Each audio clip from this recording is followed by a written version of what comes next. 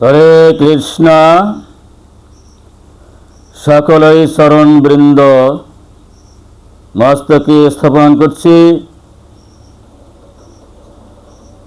আজকে এই দিনে আপনারা সবাই এখানে উপস্থিত হয়েছেন, আপনারা ধন্যাতি ধন্য। এই অপরা একাদশী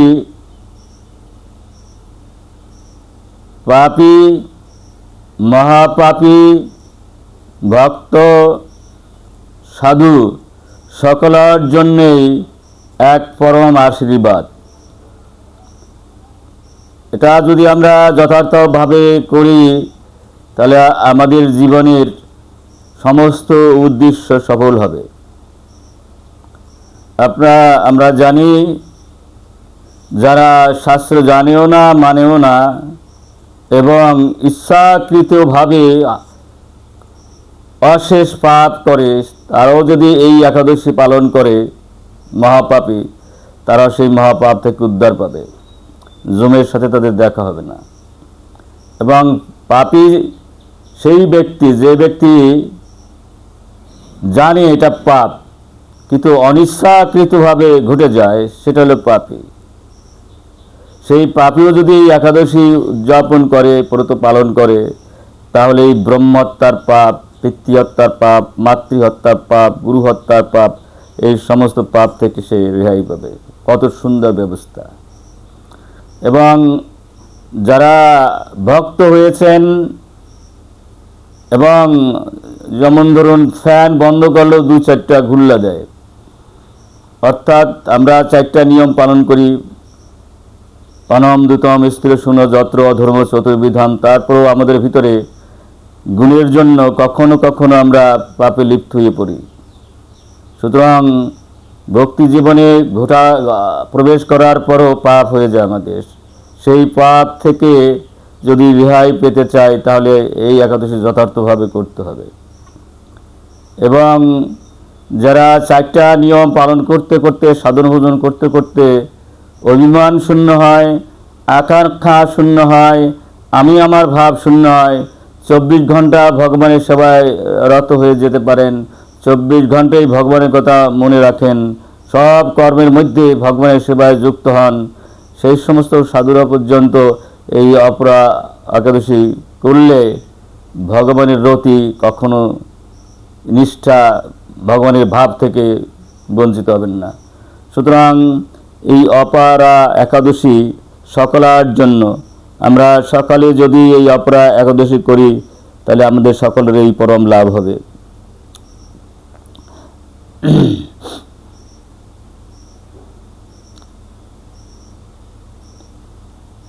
এখানে বিভিন্ন পুরাণে এই পাপ ক্ষয়, ভক্তি ও মুক্তির দিবস বলা হয় এই একাদশীকে। এখানেও পাপ নাই যে পাপ এই একাদশী করলে শেষ হয়ে যায় না। যদি আমরা যথার্থভাবে এই একাদশীটি করি তাহলে সমস্ত পাপের হাত থেকে আমরা রেহাই পাব। ব্রহ্মাণ্ড পুরাণে সহ অন্যান্য পুরাণে এই একাদশীর মাহাত্ম্য রয়েছে। আমরা অতি সংক্ষেপে 2টি গ্রন্থ থেকে আমরা একটু বলার চেষ্টা করব।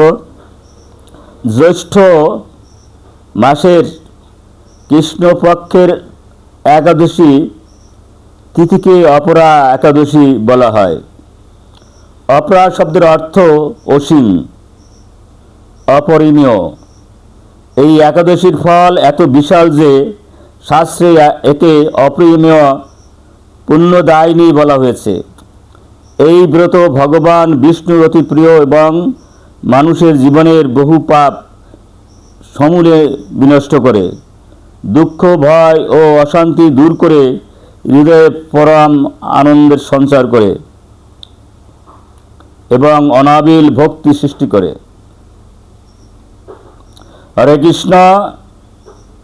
প্রিয় ভক্তবৃন্দ, আপনাদের সবাইকে জানাই আন্তরিক প্রণাম। আবারও আজ আমরা আলোচনা করব মহাপবিত্র অপরা একাদশীর সম্পর্কে এর মাহাত্ম্য।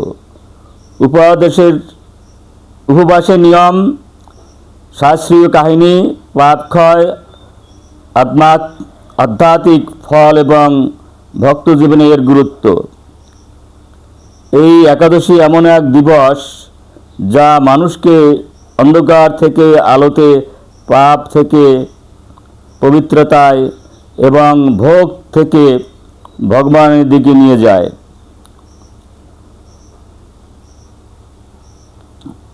এবার আমরা শাস্ত্র থেকে, ব্রহ্মাণ্ড পুরাণ থেকে কিছু কথা বলবো।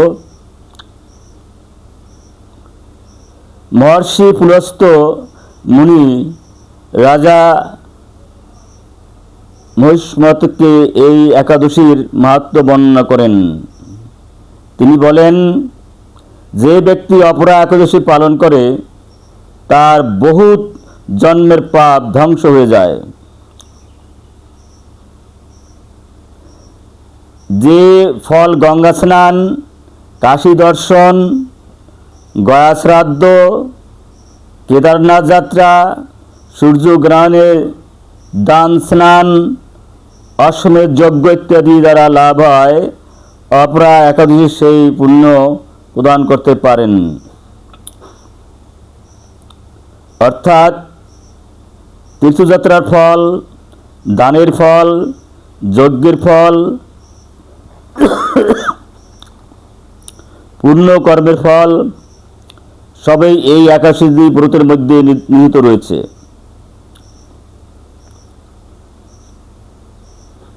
এবং আমরা এবার জানব কোন কোন পাপ থেকে আমরা রেহাই পাই। মিথ্যা কথা বলার পাপ, আমরা কম বেশি সবাই মিথ্যা কথা বলি, সেই মিথ্যা কথার পাপ নষ্ট হয়ে যায়। এবং অনেক সময় আমরা অন্যায়ভাবে সাক্ষ্য দেই, সেই সাক্ষ্য ইচ্ছায় অনিচ্ছায় আমরা দিয়ে থাকি, মিথ্যা কথা বলে থাকি, সেই পাপ থেকে আমরা রেহাই পাবো। প্রতারণা, আমরা প্রায় প্রতারণা করি নিজকে এবং অপরকে, সেই প্রতারণার পাপ থেকে আমরা রেহাই পাবো। এবং অনেক সময় গুরু বৈষ্ণবরে আমরা অবজ্ঞা করি, সেই অবজ্ঞার পাপ থেকে রেহাই পাবো। অনেক সময় আমরা ব্রাহ্মণ নিন্দা করি, বৈষ্ণব নিন্দা করি, সেই সমস্ত পাপ থেকে আমরা রেহাই পাবো। আমরা ভক্তকে নিন্দা করি, সাধুকে নিন্দা করি, সেই সমস্ত পাপ থেকে আমরা রেহাই পাবো। অসৎ আচরণ, আমরা আচরণ তো জানিই না, আচারে বৈষ্ণব বিচারে পণ্ডিত, আমরা যদি অসৎ আচরণ করে ফেলি, সেই পাপ থেকে রেহাই পাব। এবং জানতে অজান্তে আমরা অনেক সময় অন্যের সম্পদ লুণ্ঠন করি, সেই পাপ থেকে আমরা রেহাই পাব। এবং আমরা প্রতিটি যে অহংকারী ঈর্ষান্বিত, সেটা পাপ, অমার্জনীয় অপরাধ আমাদের। সেই অমার্জনীয় অপরাধও এই অপরা একাদশীর মাধ্যমে আমরা শেষ করে দিতে পারি। এবং আমরা সবাই কামুক, আমরা সবাই ক্রোধান্বিত হই এবং আমরা লোভের বাইরে কেউ যেতে পারি না। এই সমস্ত জনিত যে পাপ, সেই পাপগুলো যথাযথভাবে যদি আমরা এই অপরা একাদশী করতে পারি, তাহলে সেই পাপ থেকে আমরা রেহাই পাবো। আর একটা বিশেষ দিক আছে, এমনকি বহু জন্মের অজ্ঞানতাজনিত পাপও এই ব্রতের দ্বারা ধ্বংস হতে পারে, ধ্বংস হয়ে যায়।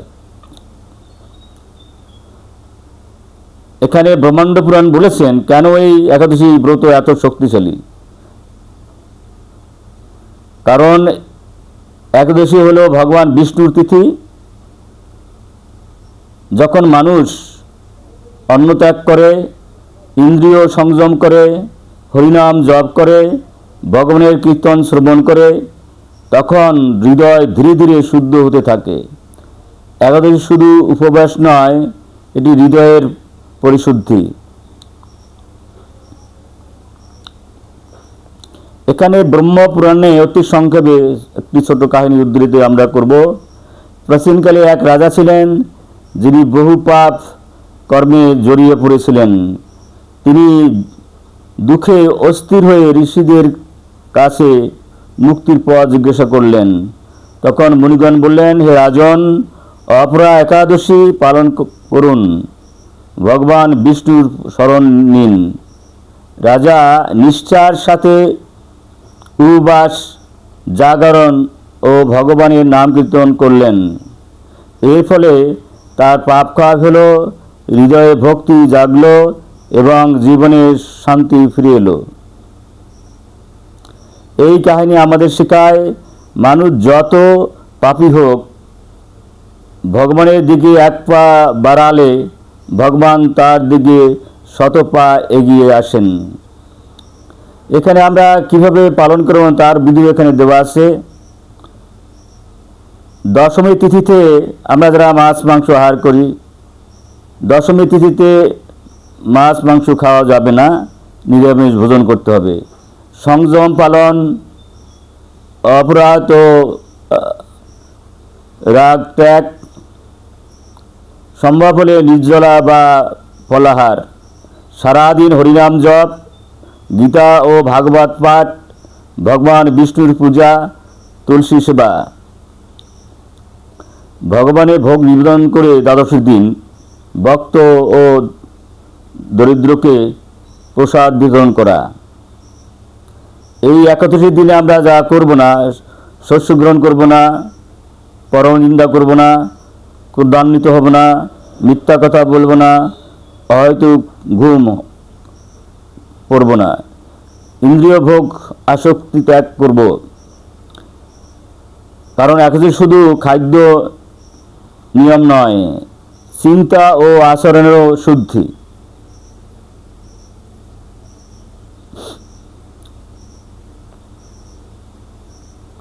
শ্রীমদ্ ভাগবতে ভক্তির পথকে কলিযুগের শ্রেষ্ঠ পথ বলা হয়েছে। একাদশী সেই ভক্তিকে শক্তিশালী করে। যে ব্যক্তি নিয়মিত একাদশী পালন করে তার মন শান্ত হয়, জপে রুচি আসে, ভক্তি বৃদ্ধি হয় এবং কৃষ্ণ চেতনায় গভীর হয়। অপরা একাদশী আমরা শেখায়, মানুষের জীবনে পাপ করতে পারে, মানুষ ভুল করতে পারে, অতীত অন্ধকার হতে পারে, কিন্তু ভগবানের কৃপা অসীম।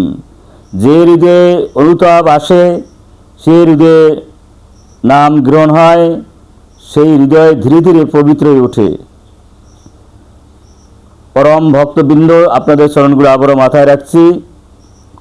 অপরা একাদশী কেবল একটি উপবাস নয়, এটি আত্মশুদ্ধি, ভক্তি ও ভগবানের কৃপা লাভের এক মহাসুযোগ। আসুন আমরা হরিনাম গ্রহণ করি, ভগবান বিষ্ণুর শরণ নেই এবং এই পবিত্র একাদশী যথাযথ পালন করি। এখানে আপনারা সবাই জানেন, এই একাদশী মাহাত্ম্য সম্পর্কে বিভিন্ন পুরাণে বলেছে। আমরা এবার একটু অন্য জায়গা থেকে কৃষ্ণ এবং যুধিষ্ঠির আলাপ থেকে আমরা একটু শিখে নিই। আমরা যারা মহাপাপী, যারা জানতে বা ইচ্ছাকৃত অনেক পাপ করি, মাছ মাংস আহার করি বা করি না এমন কোনো পাপ নাই, তাদের জন্য এই একাদশী হল মহাব্রত।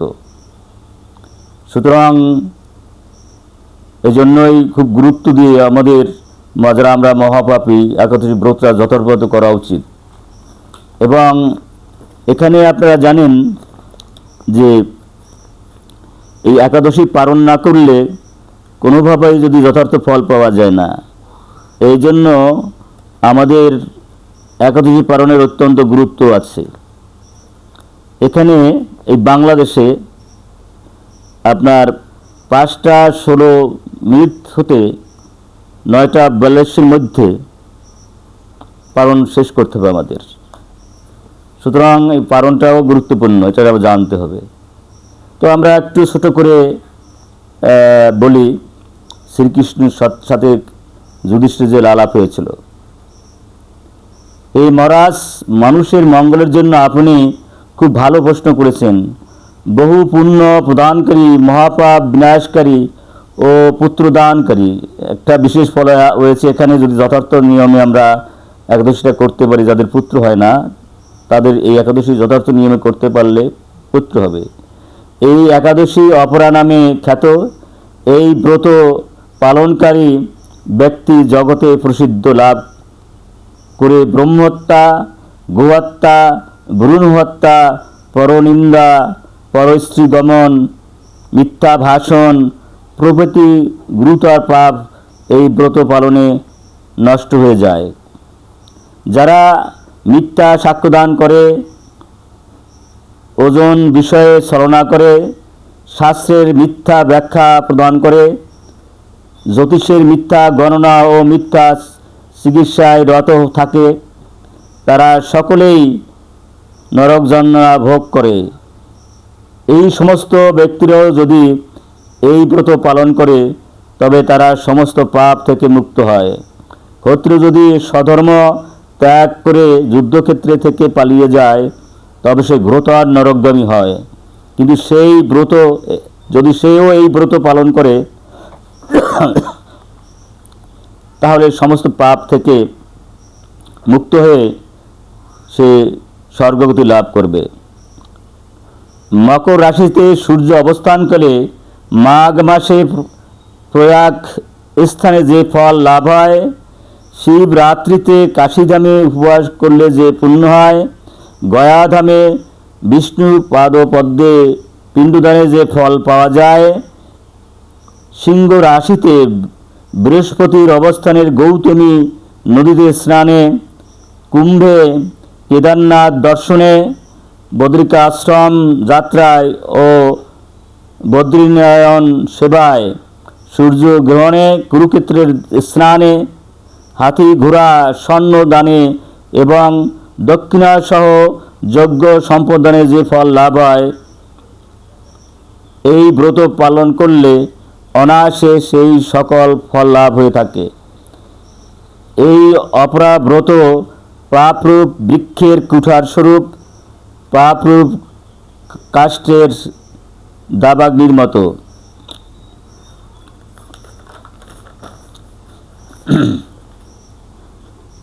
অন্ধকারের শুদ্ধ সাদৃশ্য এবং পাপ হস্তির সিংহস্বরূপা। এই ব্রত পালন না করে যে ব্যক্তি জীবন ধারণ করে জলে বুদবুদের মতো, তাদের জন্ম মৃত্যুই কেবল, বারবার জন্ম বারবার মৃত্যু। অপরা একাদশীতে উপবাস করলে, বিষ্ণু পূজা করলে সর্বভাগ মুক্ত হয়ে বিষ্ণুলোকে গতি হয়। এই ব্রত কথা পাঠ ও শ্রবণ করলে সহস্র গোদানের ফল হয়। ব্রহ্মাণ্ড পুরাণের এই ব্রত মাহাত্ম্য বর্ণনা করা হয়েছে। এখন আমরা সব করে জানলাম যারা আমরা জীব হত্যা করি এবং 4টি নিয়ম পালন করতে পারি না, এমনকি শাস্ত্রের কোনো নিয়মই পালন করতে পারি না, তাদের জন্য একাদশী ব্রত পালন অত্যন্ত উপকারী। কারণ আমরা যদি এই ব্রতটা যথাযথ নিয়মে পালন করতে পারি তাহলে অবশ্যই আমাদের যন্ত্রণা হবে না। তো আসুন আমরা সবাই মিলে ভগবানের একটু কীর্তন করি। জয় শ্রীকৃষ্ণ চৈতন্য প্রভু নিত্যানন্দ, শ্রী অদ্বৈত গদাধর শ্রীবাসাদি গৌর ভক্তবৃন্দ। হরে কৃষ্ণ কৃষ্ণ কৃষ্ণ হরে হরে, হরে রাম রাম রাম হরে হরে। জয় গুরু, জয় নিতাই। সকলার চরণ মাথায় রাখছি, সকলার ইহকাল মঙ্গল হোক। হরে কৃষ্ণ। আর আমাকে কৃপা করবেন আমি যেন নিষ্ঠার সহিত এই একাদশী ব্রত পালন করতে পারি। হরে কৃষ্ণ।